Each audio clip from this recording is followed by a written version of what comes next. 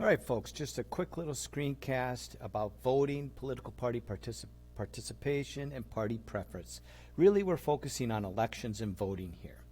Okay, so we got a graphic here, why don't young people vote? But we'll talk about that more in a little bit here. But here's some reasons why people your age, or soon to be the age you will soon be, chose not to vote. And the number one reason that they gave back in 2010 is that they were too busy or conflicted with their working schedule, which in my mind, as a government teacher, of course, is not a valid reason. You're going to see that that particular reason actually changed in 2016.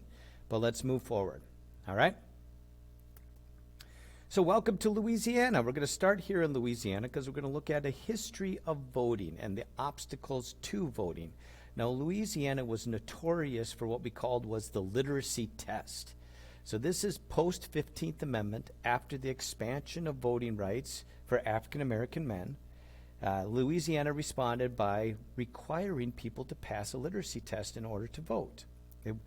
Now, the reason they gave is they wanted to basically ensure that those people who cast a vote had the merit, had the knowledge, had the skill to cast a wise vote. The reality of it is they used the test to disenfranchise voters, specifically African-American voters. The test itself was not fair.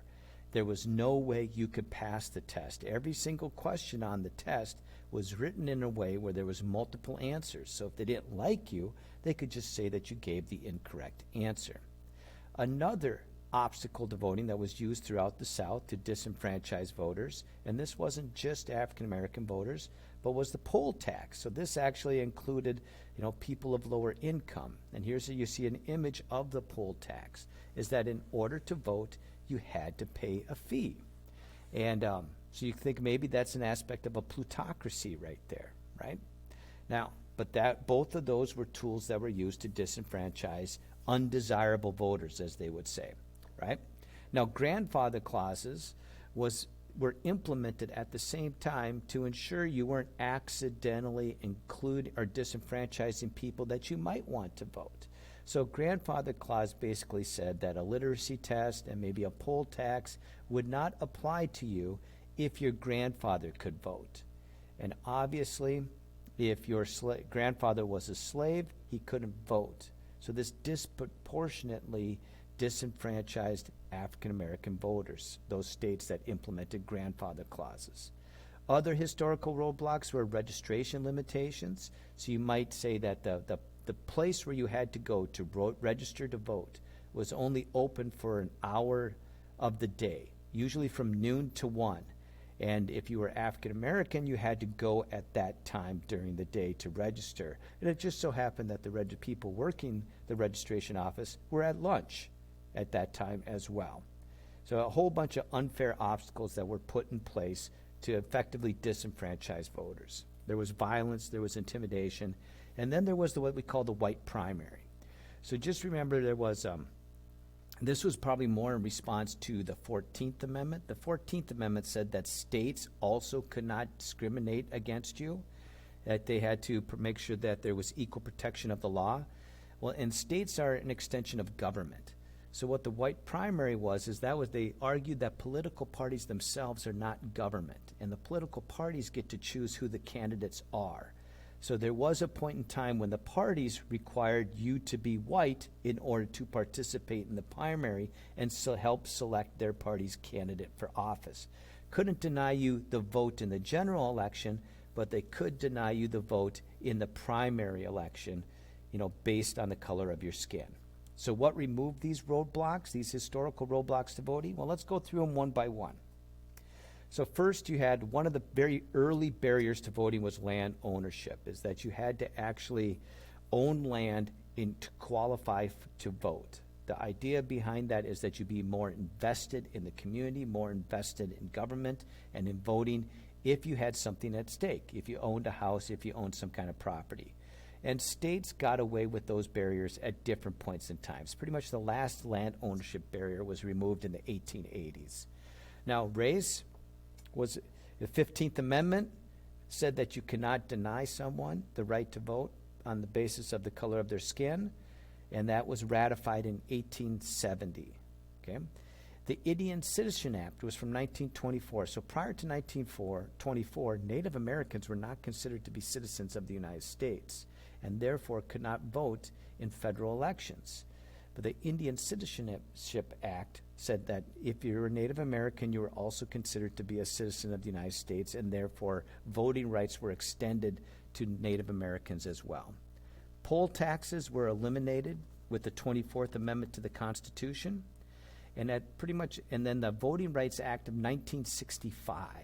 So that followed the Civil Rights Act of 1964, but it talked about voting, and it got rid of the use of literacy tests, and it put in place penalties to use intimidation at the polls as well.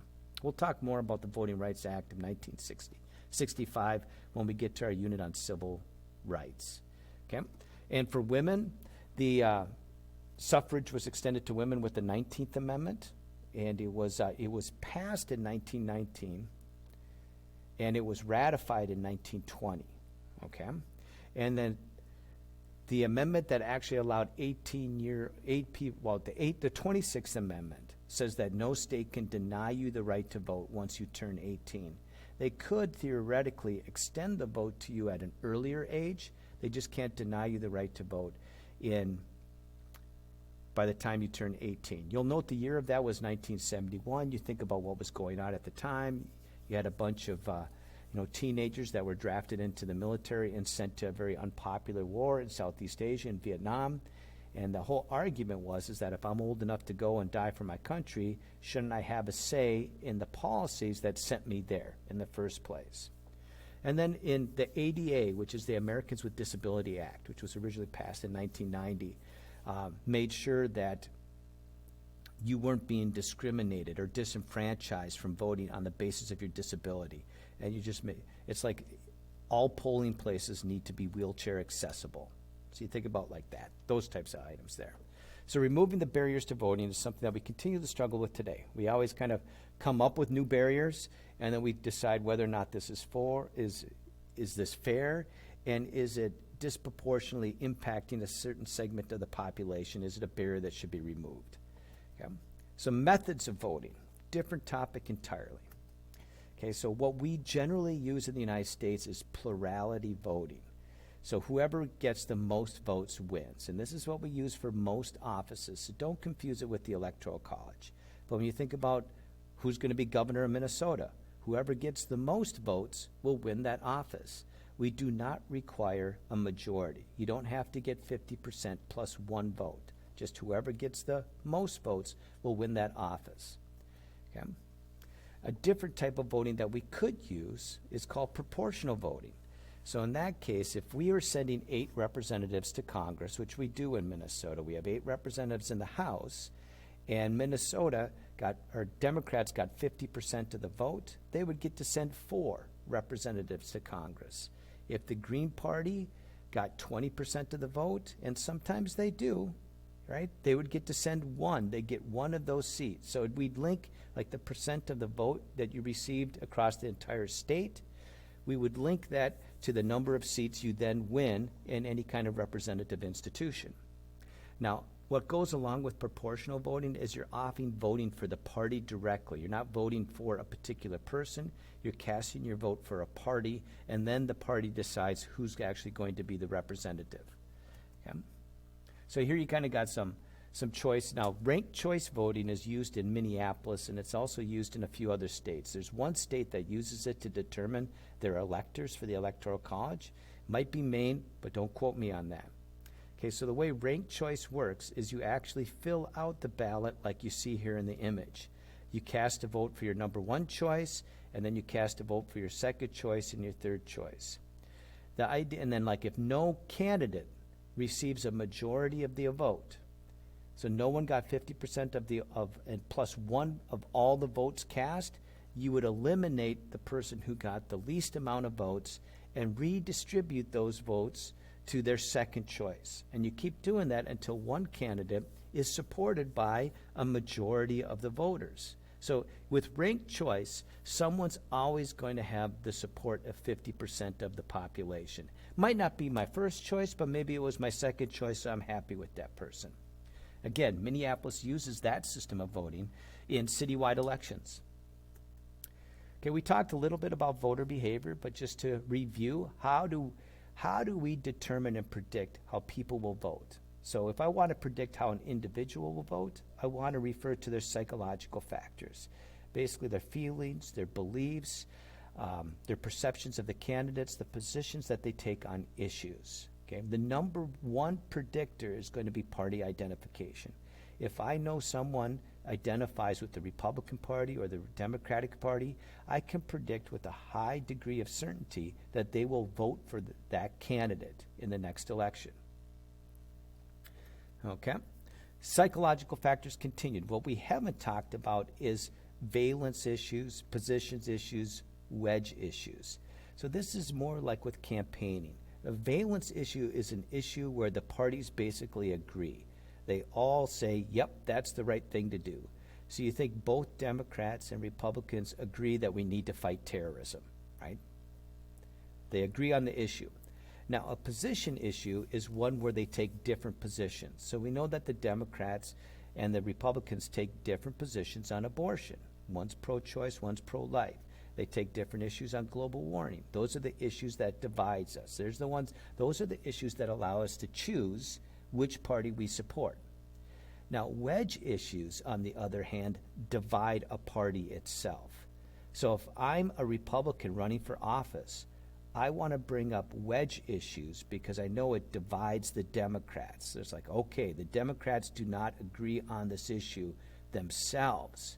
It drives a wedge in between the Democrats and kind of so that they won't necessarily support their candidate because their candidate believes this, but not all Democrats believe that. So I highlight those wedge issues that my opponent might have. So issues that divide within the party.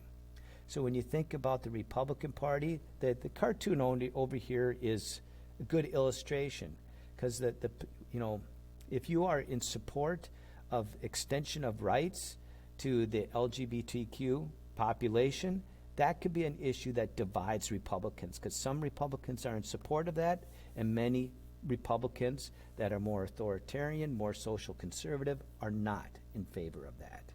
Okay? Now, these issues do change over time. So what is a wedge issue today might not be a wedge issue tomorrow. And then we got down here under my face in the bubble here, we got what we call issue ownership.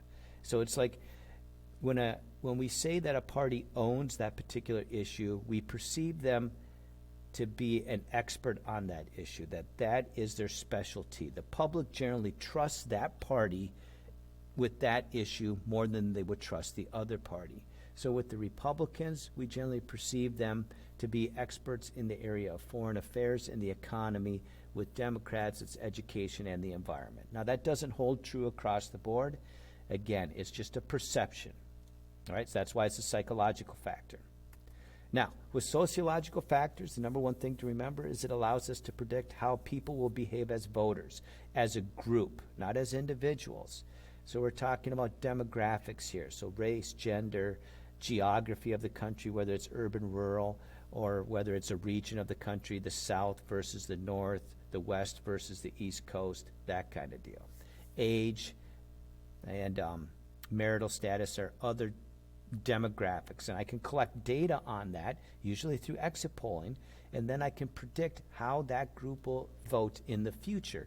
Or it just might give a party information. We didn't do so well with suburban voters in 2020, so we'll want to target suburban voters and maybe tweak our platform to better appeal to them in 2024. So that information about sociological factors is used in a lot of cases. You probably have heard some talk about from the Republican Party about how they're not doing well with younger voters. Younger voters are disproportionately favoring the Democratic Party. And down the road, that's going to pose an issue for the Republican Party. So in the upcoming elections, you might see them taking positions on issues that appeal more to younger voters. Non-voting. Let's spend a little bit of time talking about why people don't vote. Now, if you remember from the very opening slide, when it was talking specifically about younger voters and why they didn't vote, they basically said they didn't have time, they had to work that day. Again, you can get time off from work to vote. Your employer can't require you to work. They don't have to pay you, but they should afford you time off to go and vote. So here we have data from the previous presidential election in 2016. And what was interesting about that is the number one reason that registered voters gave for not voting is that they didn't like the candidates. So both Donald Trump and Hillary Clinton in 2016 kind of had some strong unfavorability markers to them, and people chose not to vote.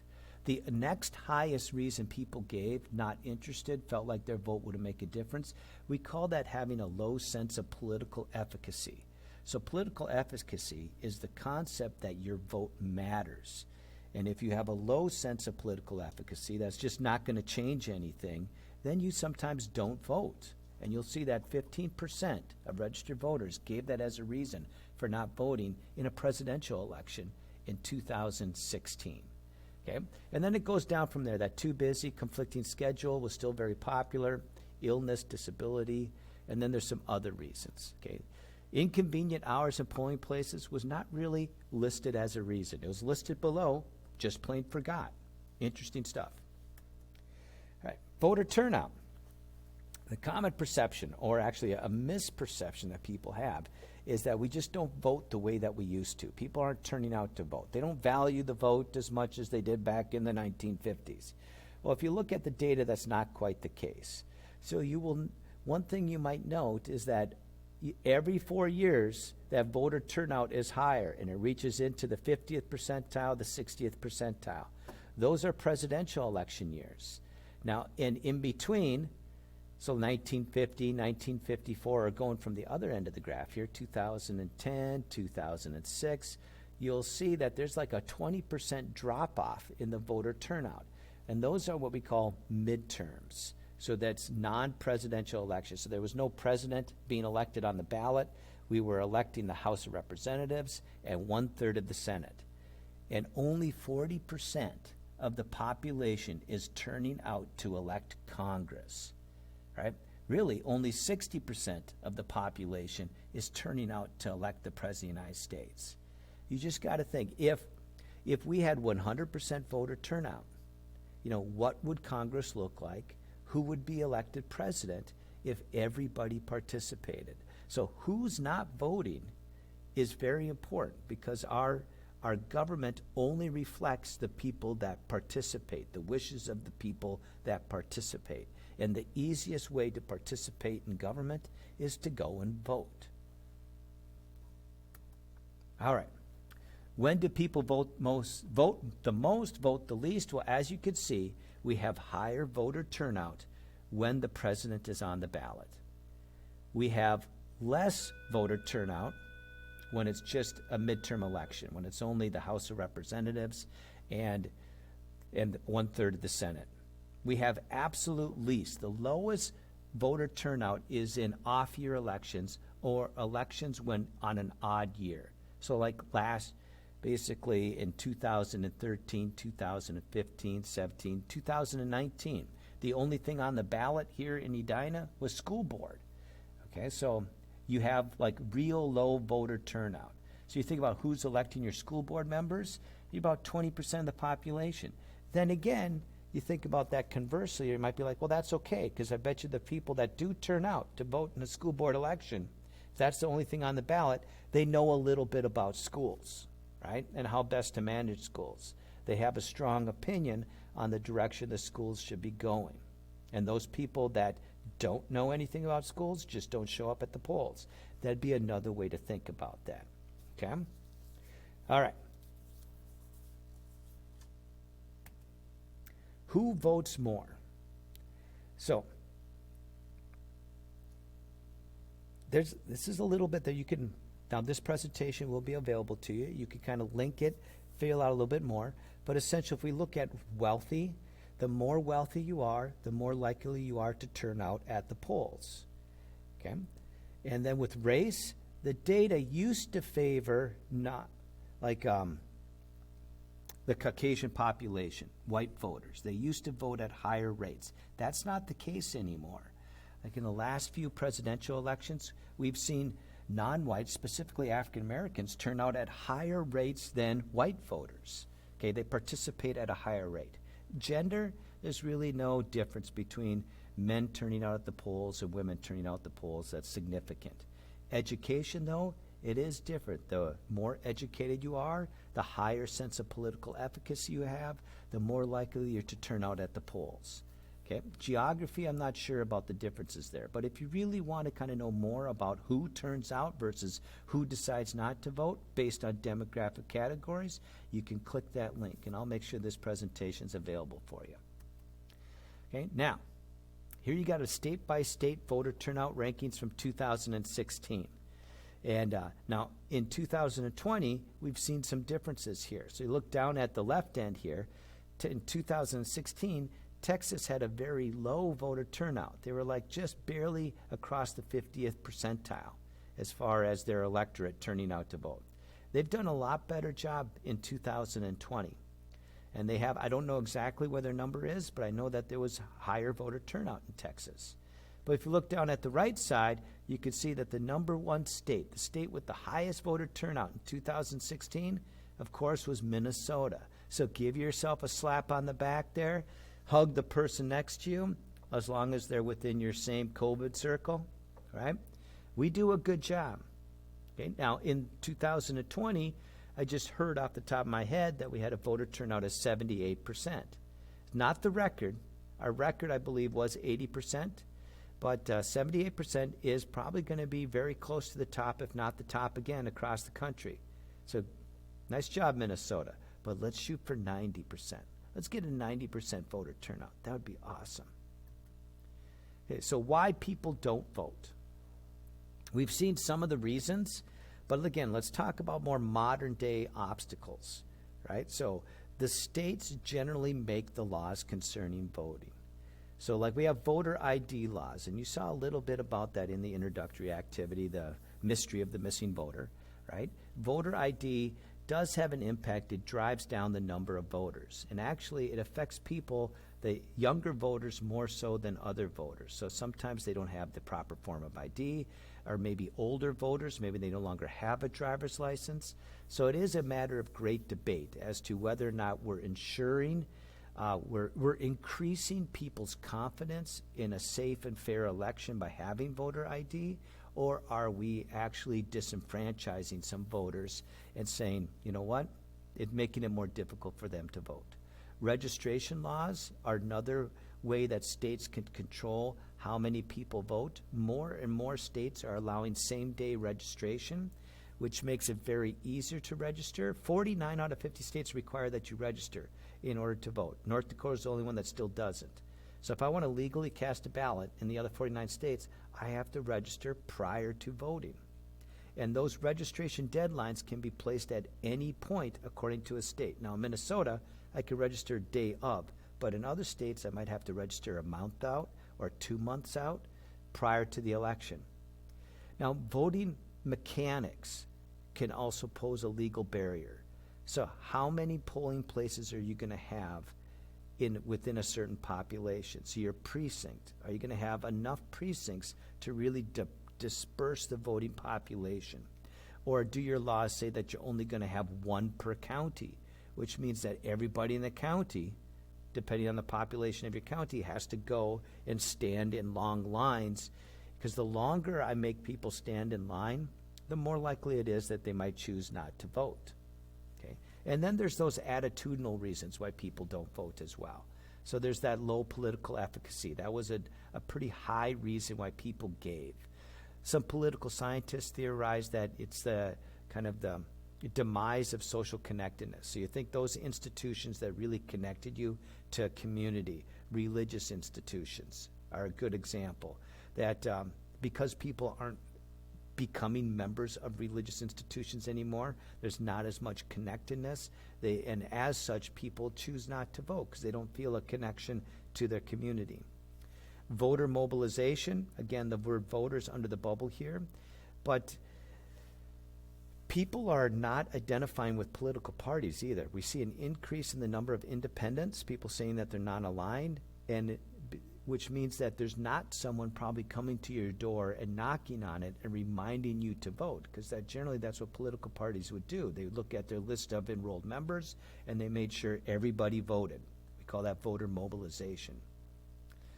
And then let's move on. Well, let me go back here, just make sure there's not something I want to talk about here. Then there's the rational non-voter, which is, again, the sense of low political efficacy, that my one singular vote is probably not going to change the vote here in Minnesota. So, hey, does it really matter? But I'm here to tell you, yes, it does matter. You look at any close election, it can come down to a single vote. Now, functions of elections. When we start talking about, what is the purpose of elections? Let's just remember, number one, that it's a linkage institution.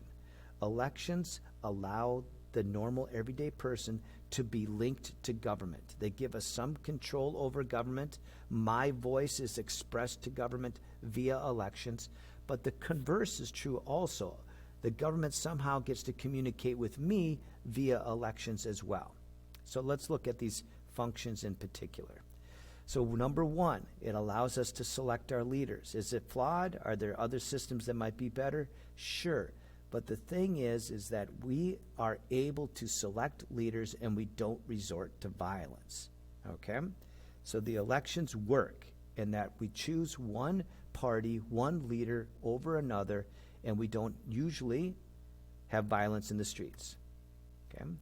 We set policy direction by using elections. In the 2020 presidential elections is when we find out the results, we'll basically do this for us. So the country will go in a different direction if they choose Joe Biden over Donald Trump. We saw that in 2016 when the country selected Donald Trump.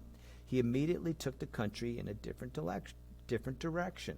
He got us out of some trade deals, got us out of some environmental pacts that might not have been popular with the populace. He took the country in a different direction.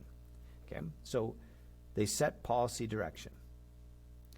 And now here's the communication. Now this one is questionable in a modern society where a lot of people rely on social media for their information.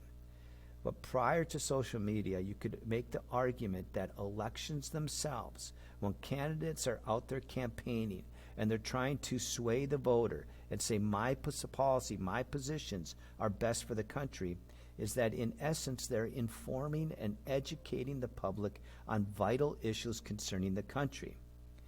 Now, in a modern world, you could take issue with this and say, well, there's a lot of disinformation out there that's happening.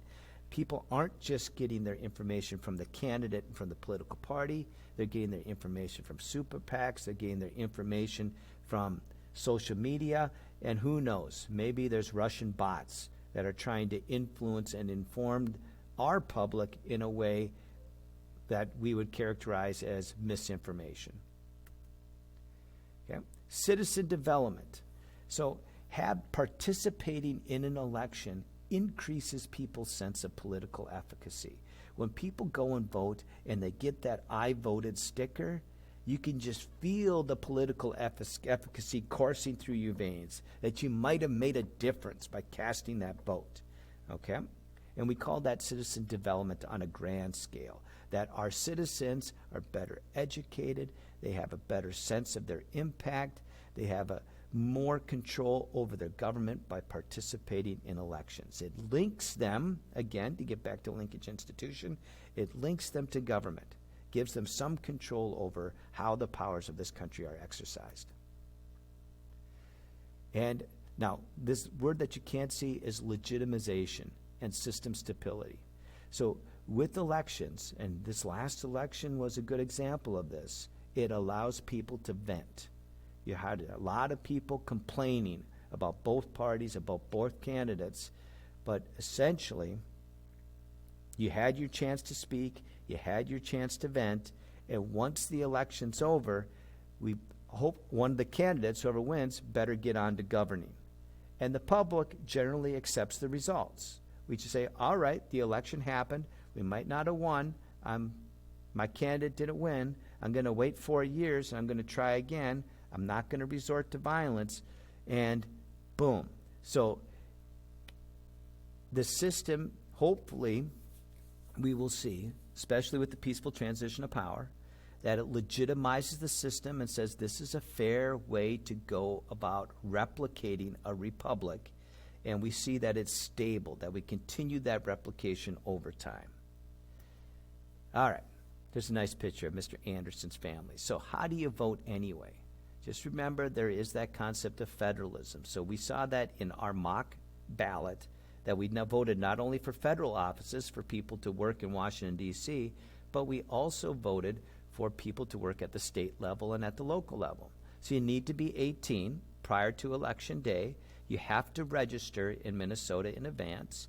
We make it very easy to register. You can register at the polls the day of. We also have the Motor Voter Act, and a lot of states do, that allows you to register to vote when you actually apply for your driver's license. Okay, so that very official, not your provisional license, but when you get your actual driver's license, you can register to vote at the same time. Okay, you get time off from work. You don't necessarily get paid, but you get time off from work to go and vote. And you can vote from 8 a.m. to 8 p.m. You don't need to show an ID once you've registered. And then you get you get that sticker, right? And just feel the political efficacy. All right. Now, ballot counting. We're seeing a lot of that happen right before our eyes here in 2020. We'll probably have a closer view of it than we've ever had before. But at least we're not going back to ballot design and talking about the butterfly ballot and how confusing that ballot was. But this is just another example of federalism here, that different states will use different ballot designs. This was a ballot design from 2000 where you had to punch out the little hole. Prior to 2000, nobody knew what the word Chad was. You ask your parents, what's a Chad? They'll be able to tell you, oh, that's the little circle that you punch out. You know, and anytime you got any of those little things, those ballots where you punch out the little hole, the perforated hole, and then what's left, what gets punched out, is called a Chad.